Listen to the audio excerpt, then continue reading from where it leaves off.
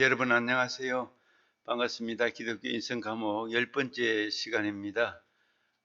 오늘은 신약 성경 디모데 전후서와 디도서에 대해서 공부할 차례입니다. 벌써 한 학기에 이제 3분의 2 정도가 지나가고 있습니다. 우리 기독교 인생 과목을 듣는 여러분들 여러 가지 불편하고 또 이해도 잘 되지 않고 또 믿음이 신앙이 없는 분들은 많은 제약과 한계가 있지만 그럼에도 불구하고 열심히 참여해 주시는 여러분들에게 진심으로 감사합니다. 우리 신약 성경과 인간 이해 2죠. 우리 신약 성경 이번 학기 과목은 물론 중간고사가 있었죠. 중간고사. 그리고 이제 마지막 기말고사가 있을 것입니다. 기말고사가 있고 그리고 토론 과제가 한 번 나갔고 앞으로 또 한 번 더 나가게 될 것입니다. 그리고 결석, 출결석 이 모든 것을 합산해서 우리가 성적을 매기게 될 것입니다. 여러분들 열심히 그동안 참여해 주셨고 결석생이 거의 없이 잘 참여해 주신 데 대하여 깊이 감사를 드립니다. 디모데 전서와 후서 두 권이죠. 그리고 디도서 이 제목을 소명을 받고 사명자로 살아가기 이렇게 타이틀을 잡았습니다. 여러분 소명, 사명, 사역이 뭡니까? 소명은 말 그대로 한자로 부를소 옛날에 그 왕이 신하를 부르는 것을 소명이라 그렇게 불렀습니다. 콜링 영어로 콜링이죠. 부르는 것입니다. 콜링. 우리 신앙적으로 성경적으로 보면 콜링은 예수님께서 제자 베드로를 부르셨다.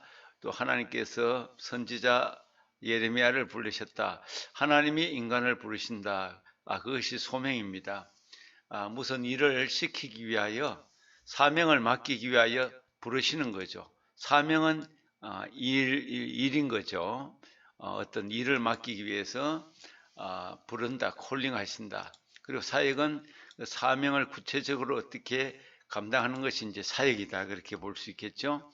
자, 구체적으로 무엇을 할 것인가? 사명, 그것이 일입니다. 우리에게 주어진 어떻게 이건 이제 좀 더 무엇을 할 것인가 또 좀 더 세분화해서 생활 속에서 일생을 통하여 어떻게 어떤 방법으로 어떻게 일할 것인가 이것이 사역이 일이죠. 일의 구체적인 일이고 사명은 어떤 종류의 일을 할 것인가에 대한 사람마다 공무원 또는 교사, 기술자 이런 방향성의 어떤 사명이라면 사역은 그것을 구체적으로 어떻게 하루하루 또 어떤 목적을 가지고 할 것인가 이것이 사역이라면 소명은 이제 부름 받는 거죠. 첫 번째로 부름 받는 것입니다. 우리 인간이 콜링 소명도 명확하게 알고 사명 내가 구체적으로 어떤 일 어떤 영역에서 어떤 분야에서 일할 것인 것도 알고 또 그 안에서 그럼 어떻게 구체적으로 하나하나 일할 것인가 이것을 명확하게 아는 사람이라면 그 사람은 행복한 사람이다. 행복한 인생을 살아갈 수 있겠다. 그렇게 말할 수 있을 것 같습니다. 여러분들도 이제 20대 거의 다 20대이시잖아요. 20대 때는 이제 비전도 꿈도 또 인생의 기초도 든든히 세워야 할 그런 시기이기 때문에 여러분들도 나름대로 인생에 대한 인생 전체에 대한 소명도 있고 내가 어떤 분야 어떤 영역에서 일할 것인가 사명도 가지고 그 들어가서 그곳에서 어떻게 구체적으로 하나하나 정확하게 자기가 기뻐하는 자아 실현을 이루면서 사역할 것인가 이런 부분에 대해서 오늘 이제 특별히 바울 사도가 제자였던 디모데와 디도에게 보낸 편지글 디모데 전서후서 디도서 이 세 권을 통하여 한번 생각해 보시는 시간이 되시기를 바랍니다. 자, 신약 성경이 다가 27권이죠. 그 가운데 바울 사도가 13권 정도를 기록했다고 했습니다. 그 가운데 디모데 전서, 후서, 디도서 이 세 권은 목회 서신이다. 목회자에게 보내는 편지다. 이런 뜻입니다. 목회 서신, 편지죠. 서신은 편지죠. 옛날에는 지금하고 달라서 편지를 사람이 인편으로 여러 달 걸려서 이렇게 전달하는 방식이었고 배를 타고 또는 사람이 말을 타고 걸어서 편지를 전달하였겠죠. 요즘 같으면 이메일도 있고 뭐 우편도 있지만 과거는 그렇지 못했습니다. 디모데라는 에베소라는 지역의 교회, 에베소 교회에서 목회하는 제자, 에베소 소아시아 지역입니다. 에베소 지역에서 목회하는 디모데라는 제자에게 보내는 첫 번째 편지가 전서고 두 번째가 후서입니다. 바울이 디모데에게, 그리고 디도라는 제자에게 이 크레테 섬, 지중해에 있는 작은 섬 크레테라는 섬이 있습니다. 그곳에서 목회라는 것은 교회를 돌보고 교인들을 돌보고 하나님의 말씀으로 가르치는 것을 목회다, 그렇게 말할 수 있습니다. 이런 세 권은 다 개인, 사람에게 보내는 편지입니다. 앞에서 보았던 뭐 고린도전서나 갈라디아서나 로마서는 교회에 보내는 편지였습니다. 교회 전체 교인들에게. 그런데 디모데전서와 디도서는 디모데라는 사람에게, 디도라는 개인에게 보내는 편지였습니다. 그래서 목회자에게 보내는 목회 서신이다, 우린 그렇게 말할 수 있겠죠. 자, 본문 디모데전서 후서 디도서에 나타난 예수 그리스도는 어떤 모습이었는가?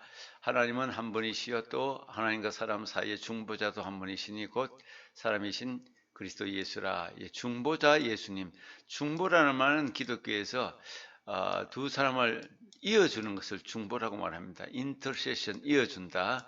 하나님과 인간을 이어준다. 누가? 예수님이 십자가를 통하여 이어준다. 중보자, 이어준다.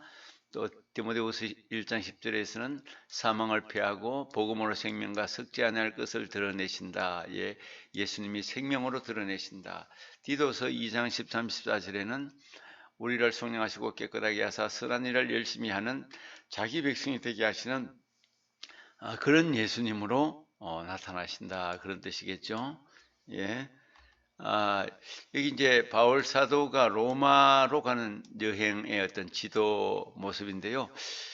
우리는 사도행전에 보면 바울 사도는 세 차례에 걸쳐서 이 전도 여행을 합니다. 1차, 2차, 3차 선교 여행을 하는데 1차는 이 소아시아 지역을 중심으로, 2차는 여기까지 유럽의 아가야 지방까지 쭉 하고, 3차도 이걸 다시 한번 돌아가는 그런 건데, 이 3차를 마치고 마지막에 바울 사도는 로마로 가는 이런 여행을 하게 됩니다.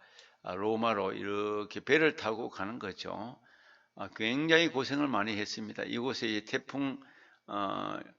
태풍이 불어가지고 한 일주일 이상을 바닷가 속에서 갇히고 죽을 고생을 하면서 결국은 로마까지 가게 됐죠. 그래서 로마의 교회를 돌보고 로마에서도 많은 사람들에게 복음을 전하고, 바울 사도는 일평생 이제 결국 로마에서 순교를 당하지만 일평생 복음을 전하는 이 선교 여행하고 교회를 세우는데 바울 사도의 일생을 다 바친 것입니다. 참 훌륭한 영적인 지도자고 예수님의 제자로서의 귀한 사명을 감당한 사람입니다. 요즘 같아도 이렇게 이 먼 곳을 여행을 하는 것이 배를 타고 아주 여러 날 걸리고 쉽지 않은데, 옛날에 바울 사도는 엄청난 고생을 하면서 곳곳에 이 소아시아에도 많은 교회를 세우고 유럽에도 교회를 세우고, 유럽의 첫 번째 교회가 지금 여기는 안 나타나 있는데 데살로니가 전에 이쪽 주변에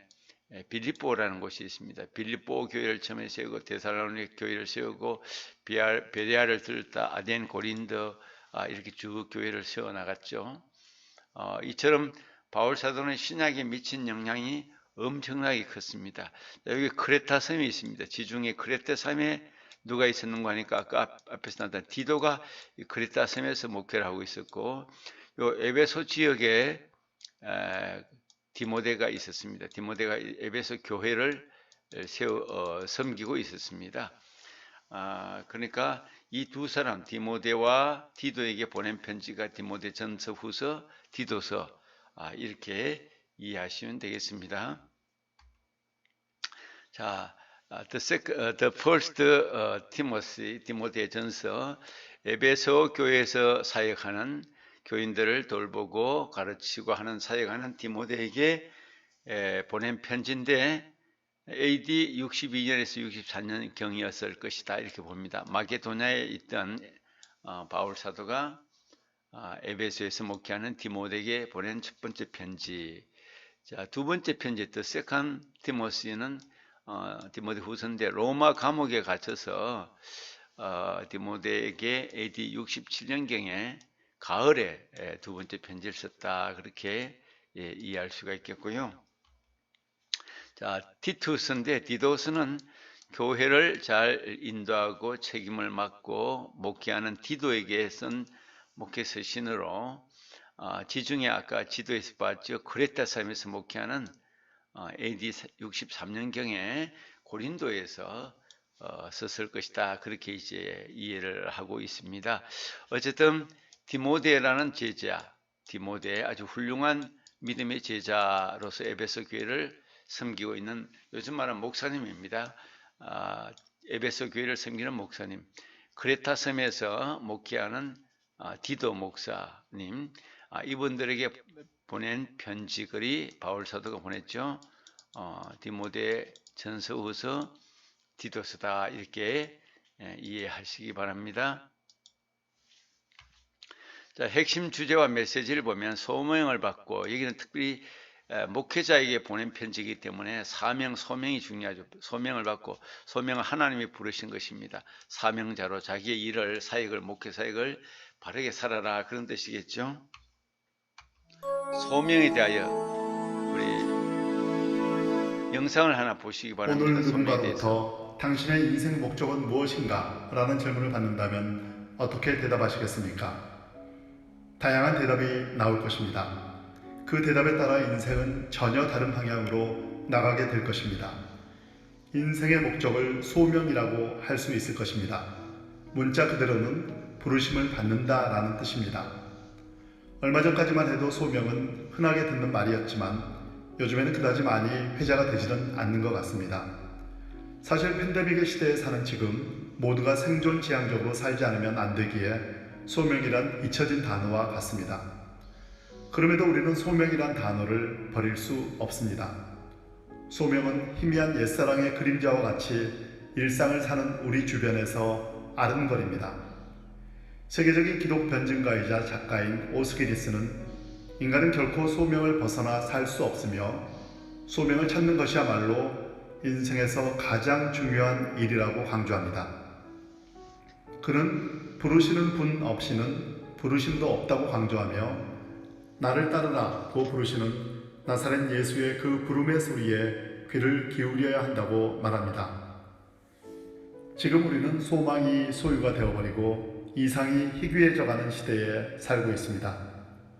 그러기에 역설적으로 지금이야말로 다시 소명을 생각해야 할 시간이라고 할 수 있습니다.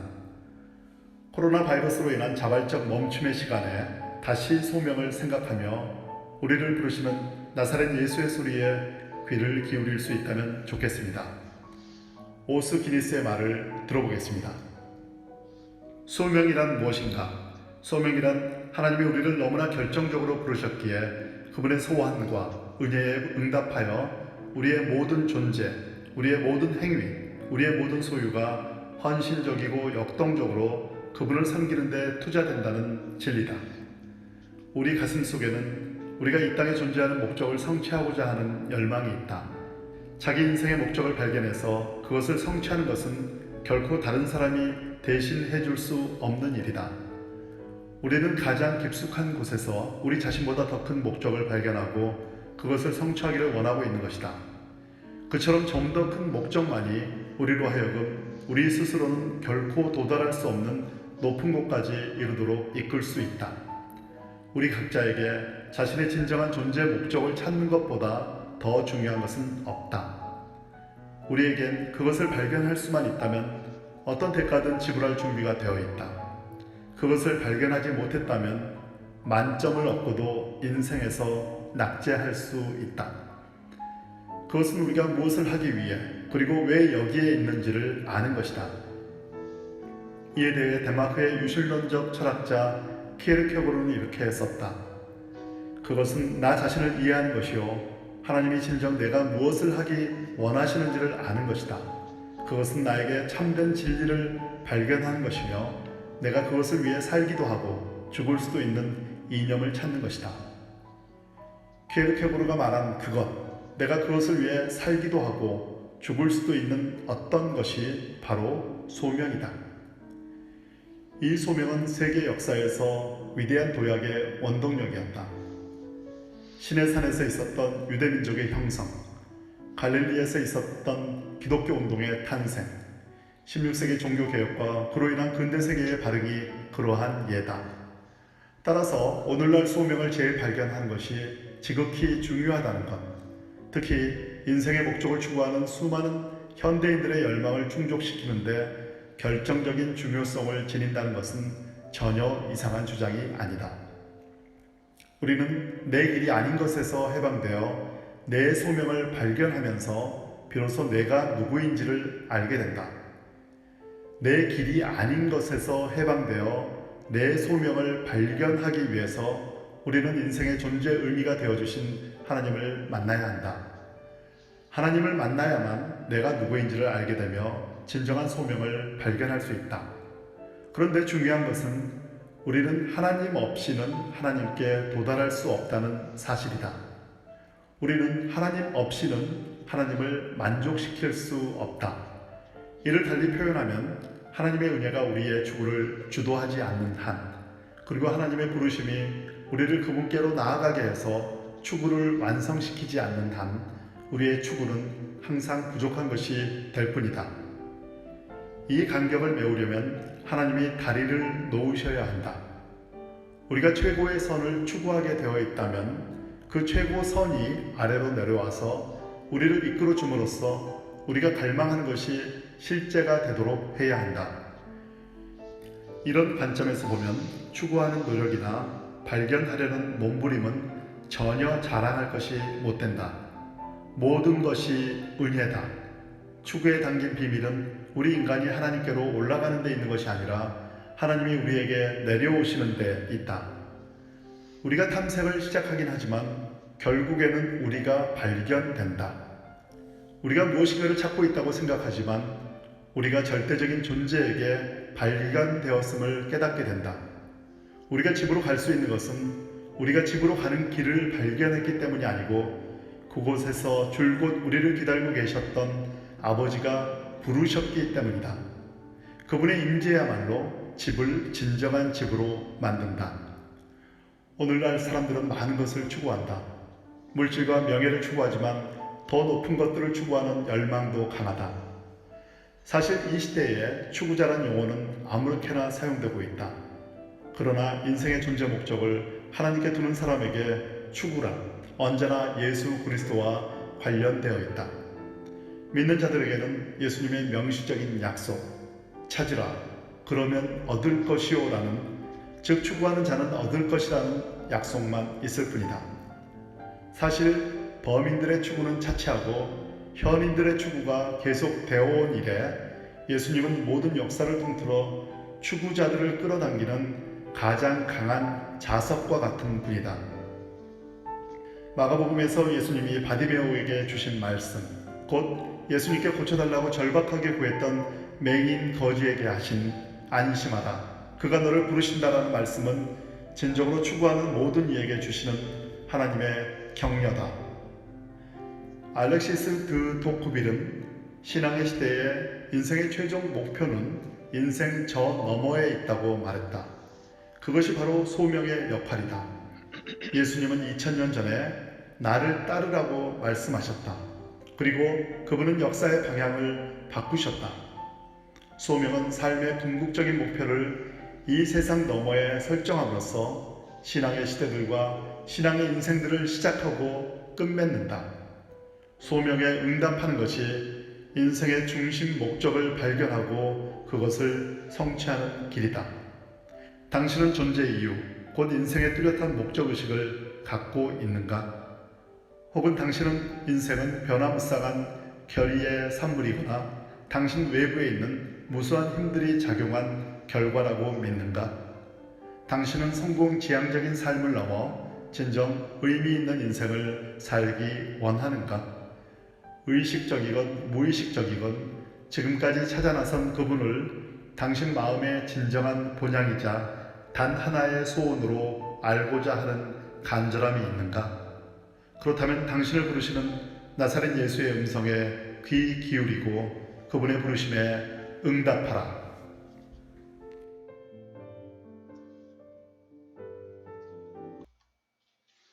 예, 지금까지 소명에 대해서 한번 우리 동영상 내용을 한번 살펴봤습니다. 여러분 마음에 어떤 생각이 들었는지 모르겠습니다. 우리 인간은 소명을 가져야 되고 소명 가운데 살아가는 존재라는 것이죠. 자, 소명 한자로 이렇게 씁니다. calling, 기독교적인 직업과는 천직의식. 예, 이런 천직의식이 소명하고 맞닿아 있는 것이죠. 그래서 우리는 무엇을 하든지 내 마음대로 하는 것이 아니라 하나님이 내게 재능과 달란트와 그런 기술 능력을 주신 거죠. 그래서 천직의식을 가질 수밖에 없습니다. 하나님이 주셨다. 우리 성경은 그렇게 믿고 가르치고 있습니다. 또 사명, 소명받은 일을 왜 해야 하는가? 동사형 직업으로 바꿔서 말하기.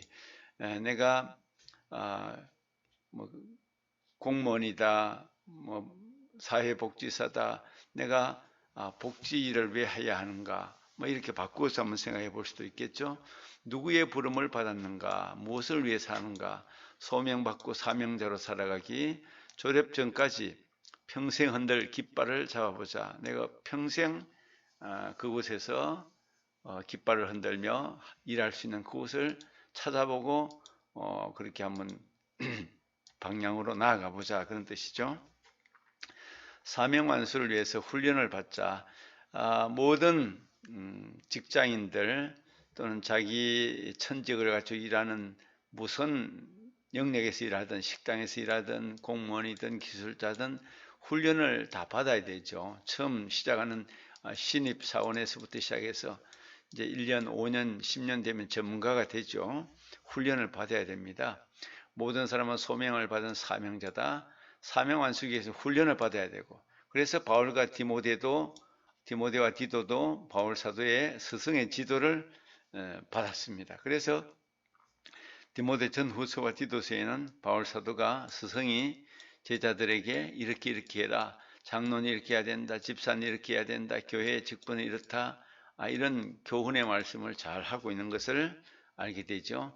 자, 디모데의 사명, 거짓 교회를 없애고 교회 장로를 세우고 교회 생활을 지도하는 그런 내용들을 잘 담고 있고, 디도의 사명은 교회 장로를 세우고 그 당시에 잘못된 거짓 교사를 반박하고 쫓아내고 건전한 교리와 선한 행실을 할 것을 그렇게 지도하는 내용들이 담겨 있습니다.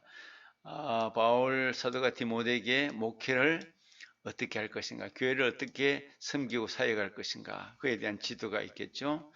자, 세 번째 메시지와 주제, 사명 완수를 위해서 멘토, 자기 스승을 찾으라. 우리 디모데와 디도는 바울이라는 훌륭한 스승이 있었는데 우리 인생에도 좋은 스승이 있다면 얼마나 좋겠습니까? 저도 마찬가지고 여러분들도 마찬가지고 좋은 스승이 한 말씀 해주는 것이 방향을 정하는데 대단히 중요하고 방어하지 않고 올바르게 바른 길을 가도록 할 수 있는 힘이 되는 거죠. 자, 멘토이신 바울 스승, 영적인 아버지가 되고 신앙의 선배가 되고 목회의 경험자로서 멘토를 찾으라. 디모데와 디도는 좋은 멘토, 바울 사도가 있었는 것처럼 우리에게도 인생에 좋은 멘토, 예수님, 가장 좋은 멘토는 우리에게 예수님이에요. 성경이 그렇게 가르쳐주고 있습니다. 에베소 교회를 섬겼던 디모데, 그레데 교회 지중해 있죠. 디도를 위해서 애쓰는 멘티 스승, 이제 수련자 디모데와 디도를 권면하고 격려하는 멘토, 멘티와 멘토, 멘토는 스승, 멘티는 수련자들이죠. 바울, 예. 성공적인 사역을 위해 멘토의 중요성이 참 있다. 성공적인 사역을 위해 멘티의 중요성, 스승이 가르치는 부분과 제자가 배우는 부분 다 중요한 것은 마찬가지라고 할 수 있겠죠. 자, 우리 맺는 말입니다.